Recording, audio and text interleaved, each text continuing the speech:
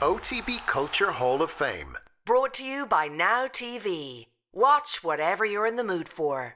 All right, you're very welcome along to this week's episode of the OTB Culture Hall of Fame, brought to you in association with Now TV, where you can stream every episode of the unmissable new show Gangs of London on the Now TV Entertainment Pass, which also has a 14-day free trial that you can still avail of. And I'm delighted to say this week's guest is Ardal O'Hanlon. Ardal, how are you? All right, I have to say. Yeah, grand. Thank you for asking. How are you? This is one of those situations where people actually ask, how are you? And they kind of mean it. It's like, oh, I know. Well, I'm grand. I mean, I can't say I'm loving it, the lockdown, but there are compensations, and we try and find the good. How are you? What part of the world are you in? I'm in Dublin at the moment. Right. Yeah. So you're hanging out with Matt Damon, basically. Yeah, me and Matt. Yeah, loving it. Where are you? Also in Dublin. It's not the worst city to be locked down in, actually. Yeah, we discovered there were loads of little green spaces that we didn't even know existed within the 2K radius. I pretty much know every house in Dublin now. I have pissed on every lamppost. It's good though. I like it. There's 5 of us in the house, so I've got 3 pretty grown-up kids, and we're getting on okay. Like, there are flashpoints, obviously, but we're getting on grand, I think, as things go. But my daughter, who's 20, announced the other day that, and she just said at the table, like, no offense, but I'm never having dinner with you again when this is all over. But I've enjoyed. I mean, I kind of enjoyed it. I mean, I'm a worrier by nature, and I am a little bit worried about the future. But I was always a worrier. You know what I mean? I always imagined the worst was going to happen, and it kind of has, and it's not as bad as I thought it was going to be. So it's fine. And in a weird way, you were proven right to be a worrier, and so it's kind of it's payback for all those years. It's a validation. It's I've been absolutely validated. The other thing, of course, is as well, because of the business I'm in, stand-up comedy and acting, being an actor and stuff like that.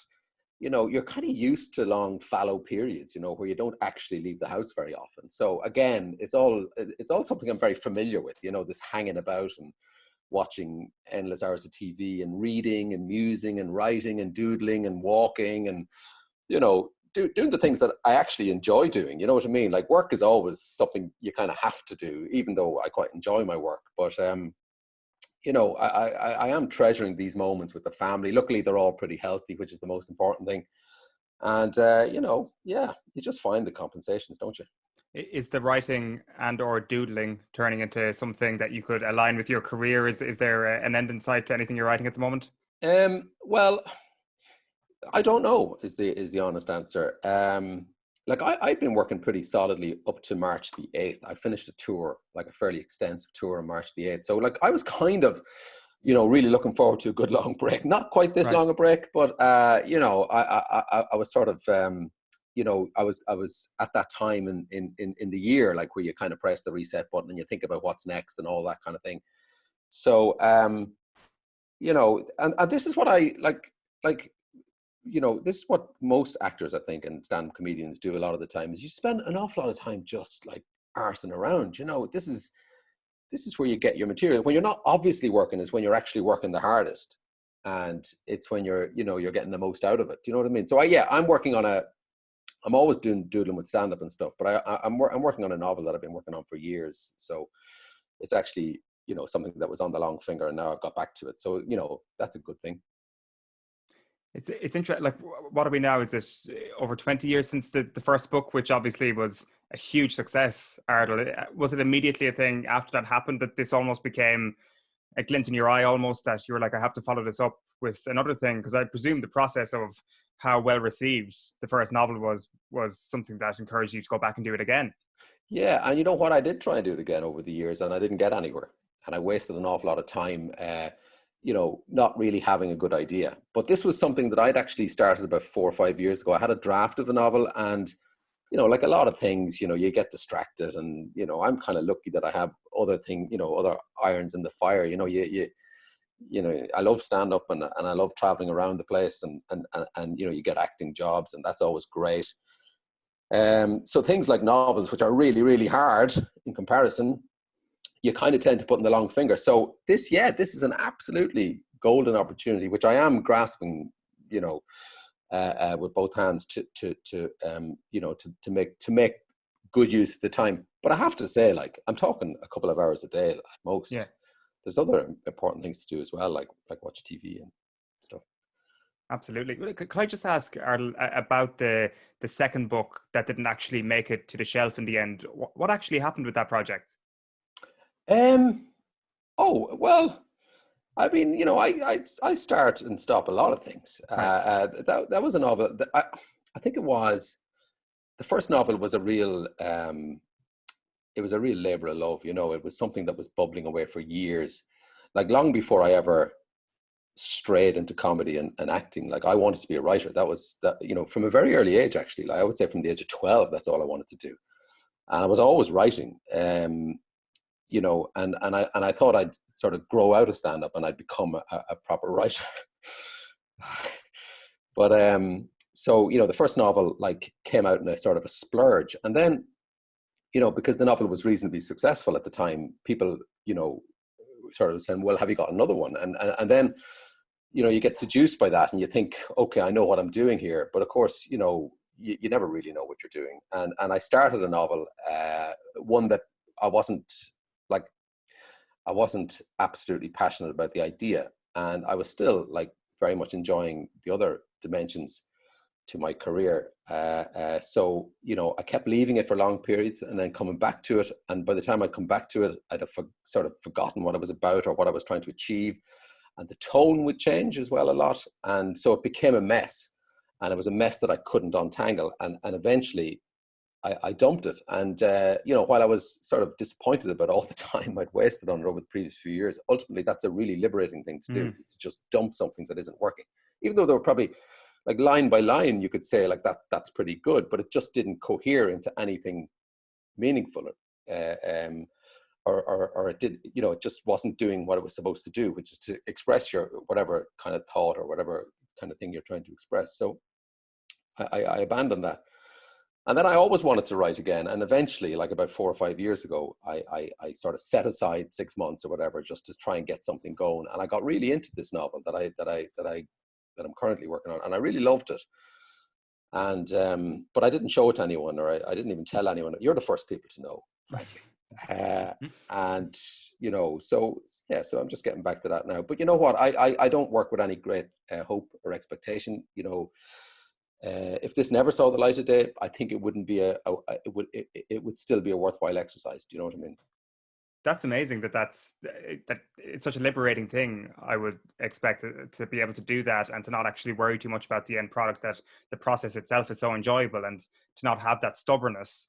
Like, well, ultimately that has to be the reason Yeah. to do something. I think it has to be something that, like, yes, of course you'd like it to get loads of attention and you'd like to earn lots of money on the back of it. But I mean, the whole reason for doing comedy or for doing anything you love, like what you guys do, something that you absolutely love, it's something that you'd almost do for free. Not quite, but you would, like when I started doing stand-up, I didn't think I'd be playing to big crowds. I thought I'd be in the international bar in Dublin for the rest of my life, playing to 20 people.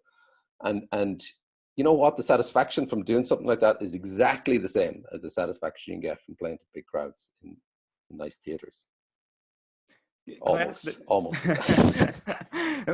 When you say you're a worrier, then does that actually factor into playing in front of 20 people in the international? Do you worry that perhaps you wouldn't get up to the next level, or was it actually just so enjoyable at the time that you didn't worry about that particular facet of your life? Yeah, no, I didn't worry. Once you were doing something kind of like reasonably constructive, that's great mitigation for everything else. You know what I mean? Like if you didn't have that release, even if it was only once a week or once a month or a couple of times a month, that was enough to keep you going. You know what I mean? Where you kind of felt that you were doing something vaguely useful, and not just useful for yourself, but useful for other people. Other people quite, get something out of it as well, like the audience.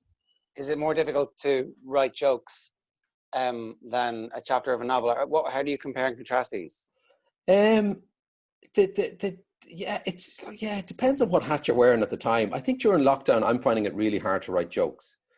When it all started, like with the whole sort of surreal element to it, and there was kind of as well as the fear factor, there was a kind of a giddiness I felt, and you were noticing all this new etiquette, which was, you know, which on the surface is a real seam, you know, for comedians, but that quickly becomes really boring. You know what I mean? And also the shelf life of that is so short. Like the next time I'm going to do a gig, like let's say, for the sake of argument, it might be October. You know, anything that I came up with in the last month or 2 months is no one's going to want to hear that now. You know what I mean? So, I mean, we're all trying to guess what, you know, second guess what an audience will want, or what, you know, what you want to talk about in 6 months' time or a year's time. But I feel that this period we want to just put it behind us as quickly as possible. So I did find it hard. So I kind of started off writing jokes because I'd just come off the back of a tour. So I was in good form, you know, and the tour went really well and everything. And, you know, I had another few shows lined up and stuff, one-offs and festivals and things. So, you know, I wasn't going to just stop writing and performing, you know. So, you know, I was going to carry that on, but very quickly, I just, you know, it just didn't seem right either, you know.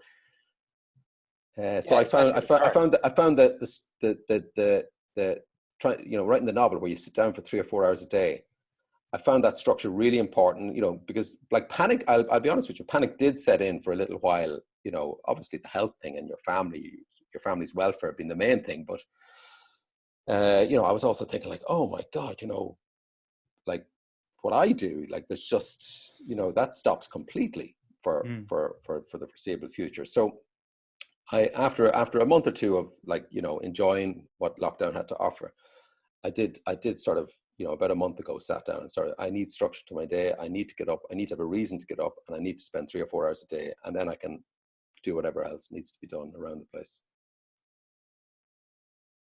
That makes sense. You're also a big football fan. So that hasn't been there. That rhythm hasn't been there in your life.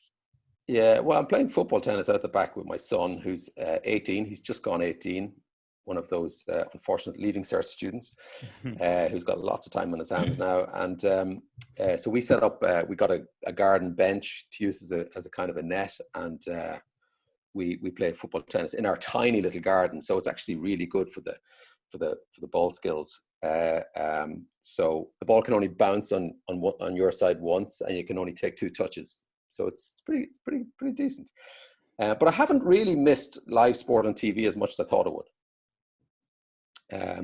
It's funny, isn't it? I think a lot of people feel that way. Yeah, because, you know, that brought its own anxieties too. Watching Leeds on a Saturday afternoon at 12:30, you know, like that could you know, affect your health in a very negative way. So yeah, I mean, obviously, like I'd be gutted if Leeds didn't get their just rewards at the end of all of this. I don't really worry about anything else too much in that regard. I miss the Six Nations as well a lot. I mean, because that's just an institution at this time of the year, you know, and I just felt that, you know, yeah, that was another. I mean, it's those two things. It was Leeds and Ireland. Do you love Marcelo Bielsa? Are you like a full-on Bielsa fan? Absolute devotee, yeah. A fully signed up member of the cult of Bielsa. Yeah, I love him. I love everything about him. I think he's an extraordinary man. I love football people who have, you know, kind of maverick philosophies, but also like interests beyond football. I know he's a football obsessive, but like he's a cultured man, you know, and he's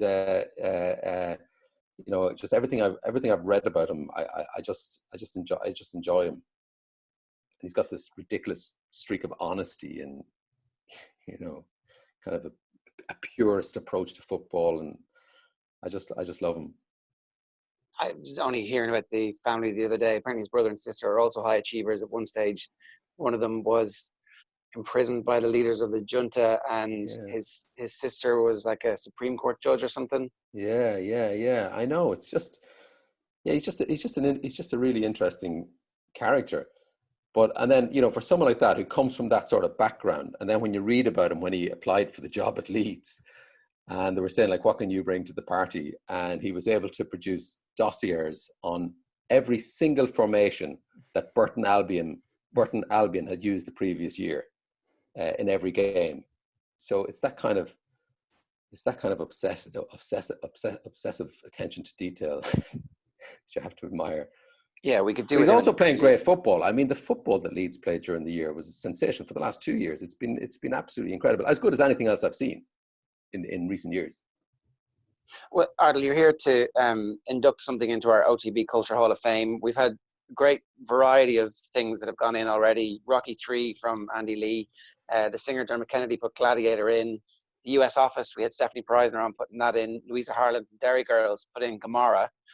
Paul Howard put in Columbo, which, Oh, yeah. yeah.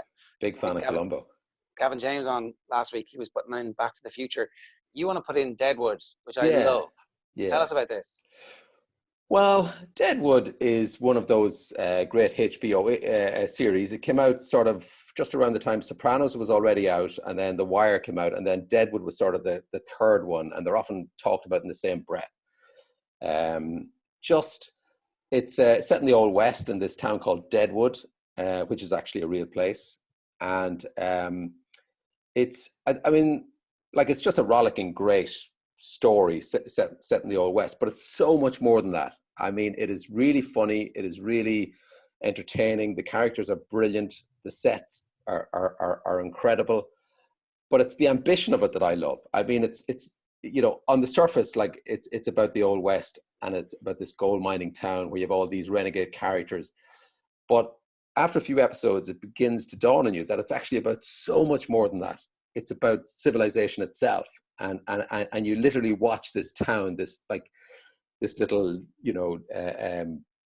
like gold mining settlement. You watch it being built sort of brick by brick over the course of the 3 series that were made into like a functioning town where people, learn that they have to actually live with each other. So all these outlaws and villains, and they're the most dastardly villains in TV history. I mean, they're just brilliantly drawn characters. Ian McShane plays this saloon owner, the most corrupt, venal man, you could imagine. And then there's this kind of upright sheriff played by Timothy Oliphant called Seth Bullock, who comes to town. So it's really kind of about them and their shifting relationship over the 3 series. But through their relationship, you see that how, all elements of a town and a society and a civilization kind of utterly depend on each other. We're seeing it now. Like, people are realizing that we're very dependent on others now, if they didn't realize it beforehand. And so that's how important the show it is. I mean, it's as big as that. It is about civilization. It's about America. It's about the building of America. It's about civilization. You see over the 3 episodes, like the education, a school marm comes to town, newspapers come to town. You see law and order being imposed gradually. It's just fascinating. It's got everything. It's got the arrival of the telegram. It's got immigration. It's got disease. It's got clean water as an issue. It's got religion. It's wild as well. It's totally wild. Violence in it is it's choreographed and shocking, and also quite amusing sometimes. Yeah, but it never forgets, like, to be incredibly entertaining. Like, the and the other thing that is so impressive about it is the language. It's like, and I think it's the thing that I like most about it, is that it's the creator of the show, David Milch, who's a legendary character. He kind of invented a language for it. So it's this, people would call it Shakespearean. Not everyone will, it's an old cliche, obviously, to call something brilliant Shakespearean. But it is actually kind of based on that era Elizabethan sort of language. But it's really filthy and profane. Like, it's the insults in it are second to none.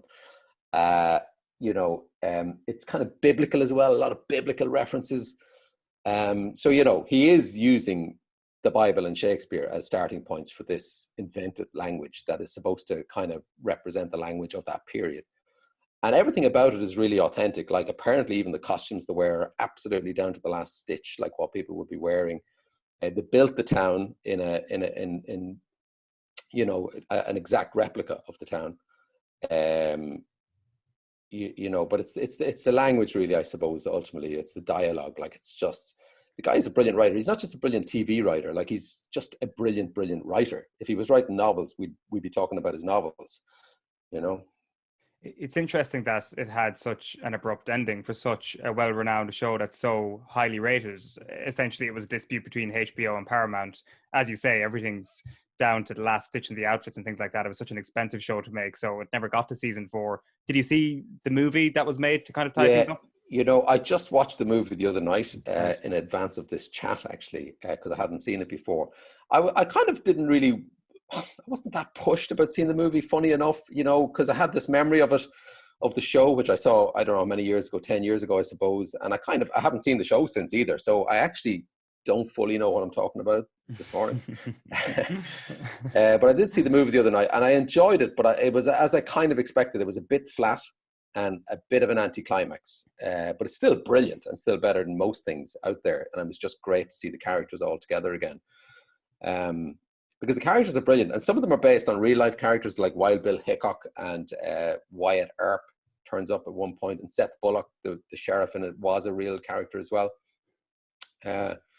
But apparently Milch, the writer, so when he went to the network with it first, his idea was to do something based on ancient Rome, but they had just had their Rome thing. They had a project about ancient Rome. At the meeting, they said, "Oh, well, like that's a really good idea, but have you got anything else?" And it just in a split second, he was able to say, "Oh, it could be set in the Old West just as easily." So, originally it was supposed to be about ancient Rome, which might be a more obvious starting point for writing a TV show about civilization. But that's remarkable, Ardal, that it does have that exact same impact, or the desired effect, at least, writing in a completely different time. And like I was going to ask this, you, given the fact that it is so far removed from our reality when you compare it to The Wire and The Sopranos, is Deadwood actually a bigger television achievement? I think it is. I mean, well, The Sopranos, I know this is sacrilege, but I can take or leave The Sopranos. The Wire I absolutely loved. And I think The Wire you can speak about in the same breath as Deadwood because it's equally ambitious. It is trying to do sort of almost the same thing in Baltimore. It digs really deep into the institutions that kind of keep society just about together. And we see how fragile it is. You watch it with the killing of George Floyd and the fallout from that. It's also fragile. And that's what these guys are writing about, David Milch and David Simon in the case of The Wire. And they're seeing how the different levels of society overlap with each other, and how the structures of society, like the institutions that the church, education, even theater turns up in Deadwood at one point. All the things that we kind of need, and I think over the last few months we're realizing what we actually need, what we don't need, and what we're missing. And a lot of people are talking. Sorry, I'm straying off the point here a bit, but sorry, go back to your point. No, I absolutely continue on your tangent all along. I was just trying to compare it to the other two in terms of a television achievement, but I think what you actually said is way more interesting than my question about what this actually tells us about. Well, it's just in terms of scope, like in terms of what people, like it just blows me away. Like. Those achievements, like, and I would single out The Wire and Deadwood, like they're as good as anything ever created in the arts, as any great painting, great novel. Those guys would have been the Dickens of our time. People who chronicle the malaises of our age and everything. These are the people who are doing it. It's David Milch, David Simon, incredible stuff. The one problem you have with Deadwood when you start it is that it's coming to an end too early, and so the movie's grand. It's like it's a nice kind of way. You're dead right. It's a nice way to see these characters again, but it's only grand compared to just how intimate and detailed it seems every scene is in the 3 seasons, and it's so disappointing that there wasn't a 4th season and a 5th season in retrospect, where we could have just lived out exactly what was supposed to happen. Yeah, you would love. Yeah, I would love to have seen it through to its bitter end, but we have to, take what was given to us in a way, and I don't know. I mean, reading interviews with Milch as well over the years, like he's an amazing character. He kind of, he's kind of philosophical about it. Like you know, civilization is an ongoing project, the building of civilization. So we don't quite know how it's going to pan out ourselves. You know, we don't know what sort of a world we're going to be living in 6 or 8 months' time, you know, realistically. I didn't mind so much that the series was kind of open-ended. Like life is not neatly packed, you know, it's not, it can't be neatly packaged, or there's no closure really for most people and for most societies. You know, no one can really predict what's going to happen. So, you know, I'm fine with the way it worked out. It was 3 great series. I enjoyed every minute of it. I was riveted to it. I wish I could remember it better, and I wish I could quote from it. But it's definitely, and I think it's with a lot of things for me. I don't know if you find this as well when you watch stuff. Like, I'm rubbish at remembering lines from songs or poems or novels or anything. I can't even remember the character's name sometimes. But you kind of feel you've absorbed something, and it informs you in ways that you don't even know for the rest of your life. So. Yeah. Sometimes I feel I'm speaking like a character from Deadwood. Sometimes, you know, I get all biblical and profane, you know. So I don't know. And I even notice it in some of the stuff I write sometimes, like I kind of, you know, you build clause upon clause and, you know, kind of really push something, you know, and that's what they did a lot in the writing in Deadwood. They just keep pushing and pushing and pushing. And you think that the thought is over, the sentence is over, and then it's just an extra layer, and then an extra layer, an extra layer, and then a punchline. You know, it's unbelievable stuff.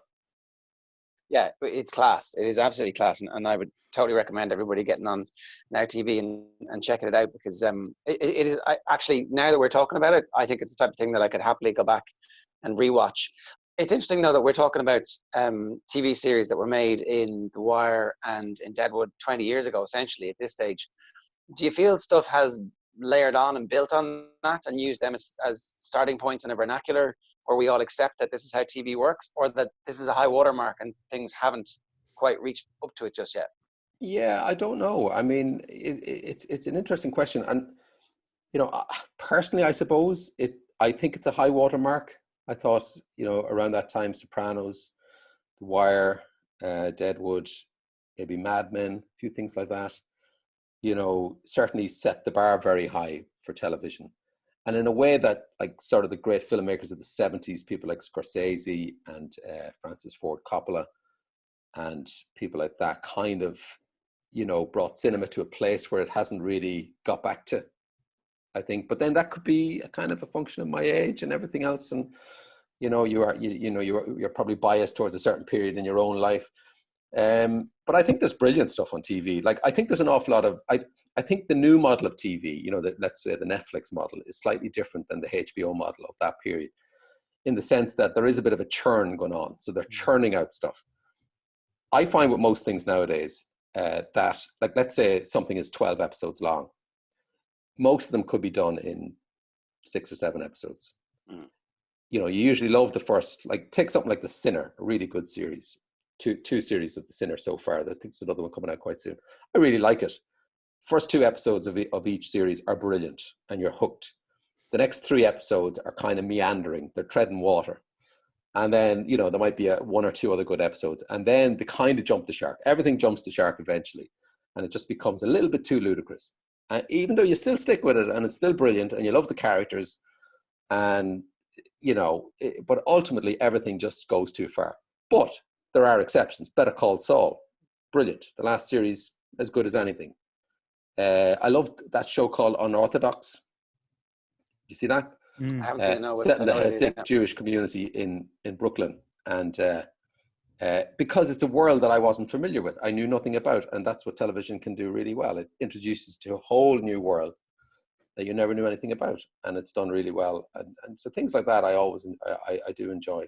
And that was only 4 episodes. That was kind of like, did a bit of cop on there. You know, they weren't flogging it.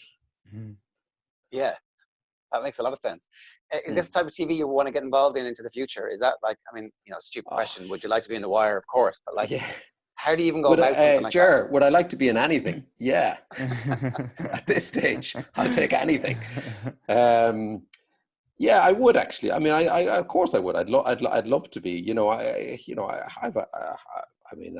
had a can't complain about the roles I have had, but I do feel that I haven't really got into that kind of area, and for whatever, maybe it's because people still see me as kind of a version of other characters I've done in the past or whatever.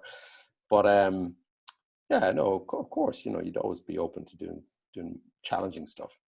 What about TV writing? Because like you were talking about Milch as a novelist, and it feels like David Simon wrote 5 different novels. Well, David Simon and a team of writers, obviously, for the 5 seasons of The Wire. Again, 5th one cut short.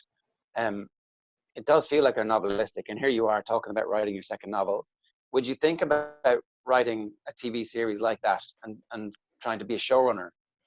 No, it's not that I haven't thought about it in the past or haven't thought about writing stuff for TV or haven't tried to write stuff for TV. I just haven't had much success with it. It's not something I'm confident about, actually. So I don't think I have the discipline. Again, when you read interviews with people like Milch or Simon, or you hear them speak, these guys are, I mean, they're up there, like, with their knowledge, their commitment, all those things. I don't have that. I'm a dilettante. I dip in and out of stuff. I work hard when I have a job or when I have a project that I'm interested in, but I don't have that all-consuming, absolute need to sort of do that. I would rate those people up there with, like, people like Samuel Beckett and James Joyce. That's how important they are, and that, so it's I'm sort of in awe of them a bit. And it's interesting that you mentioned the word confidence there. Is that a deliberately chosen word where you would self-analyze and almost check your own confidence, or your confidence does get checked a little bit when you consider those big projects? Yeah, like every day of my life when I get up, I'd have huge doubts as to what's the best way to start the day. I don't know, comedy kind of suited me, because it was sort of bitty, and you could sort of not so much hide behind it, because it's a very important, it's a really good medium. It's a very well developed medium now. I think people know what to expect, from a comedian, and what a comedian sort of, the standards you have to sort of aim for. But it's you kind of, with comedy, you kind of boil everything down to its essence, like, like to one-liners. In the course of a show, you could have 50 different themes. You can move very quickly from one theme to another, one gag to another, from one frivolous thought to sort of a slightly more profound thought. You can and you can have a lot of fun with it, and it's very lively and it's very loose. Whereas things like novels, or things like, a series, a TV series, like that's just huge. It's a huge canvas to work on. You need tremendous concentration and attention to detail. So I think, stand-up has kind of suited me better over the years as a medium, to work it. Just one final one for me then, on that point of confidence then, because we've got so many sports people on the show who talk about losing their confidence and finding it, and how important that is. Is that a thing you go through at all, whether it's from stand-up or writing? Yeah, no, absolutely. It is like, I just don't understand people who don't have self-doubt. I mean, it's a massive thing for me. It's literally every day I question why I'm doing it. Probably too much, to my own detriment. Just always questioning it, and worrying about it. I definitely overcame sort of confidence issues in terms of performing a number of years ago. I would say about 10 years ago, actually. I was one of the worst. I was a nervous wreck before performing, and you might notice it if you were watching me in the audience. But beforehand, I would be in a terrible state. And but definitely something changed over the years, and I realized that I finally convinced myself that it wasn't worth worrying about. Like what's the worst that can happen? It's and I don't quite know how I overcame that. But I think it is age. I think it's experience. I think it's a number of things. I think it's, I realized that being very, very well prepared is a great way to have confidence, actually. I'm sure sports people would echo that as well. If it's drilled into you what you have to do, and if you're fit and everything else, you know, you're not going to make as many mistakes.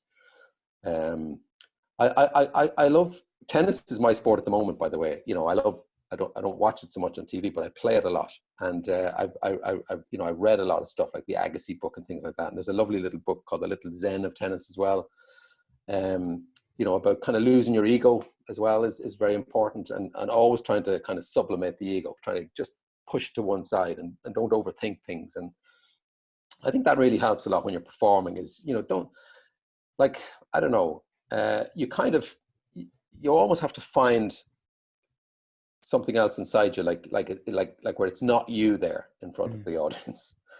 Do you know what I mean? It's because all of a sudden you're less potentially embarrassed about something going wrong, or you're less exposed or something. If you just, you know, find your inner, you know, your alter ego, your more brash alter ego, let that come to the fore and sort of hide behind that. How long did that take? And did somebody help you? Like, did the Zen of Tennis, was that kind of a penny drop moment, or is that just... things like that helped me. Yeah, you know, I mean, I was never one for like for asking for help or anything like that, or for, you know, using you know, therapy or anything like that. Look, I'm lucky that I have a good relationship at home and with my wife and stuff like that. You know, we would talk about stuff a lot, and I think that's really important. You know, comedians and actors, you know, while they're raving egomaniacs, there's also a real camaraderie there as well. So people do talk about things, you know, about these kind of issues as well, usually in a jocular way and stuff. But no, I mean, you know, I think all the answers yourself, you know, and you know from your basic kind of awareness of what's going on in the world, your reading, you know, you kind of know what you need to do. And you know what's holding you back, and you know what's the kind of self-destructive tendencies. You kind of know everything you need to know. Sometimes people need to point you in the right direction.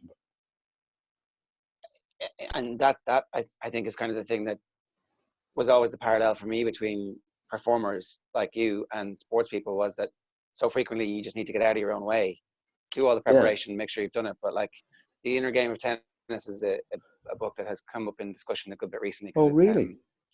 Pete Carroll and Steve Kerr were talking about it, and it was a professional tennis coach who wrote this book because he got a bit bored teaching people, and it sold 2 million copies.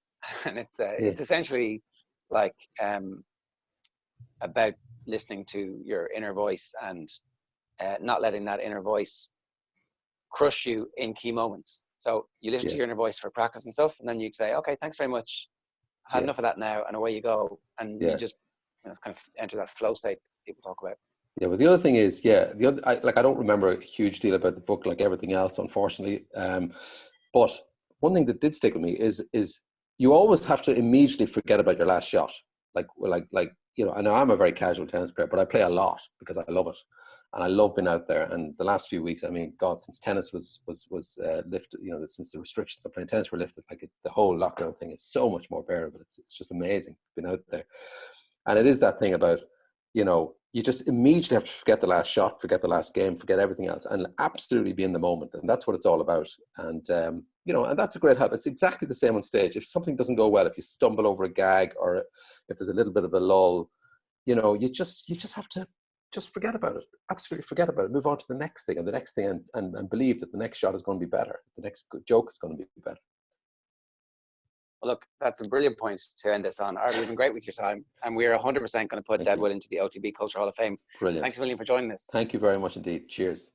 It's Ardal O'Hanlon there, putting Deadwood into the OTB Culture Hall of Fame, which is now available to watch on Now TV. By the way, you can stream shows and movies worth staying in for on Now TV.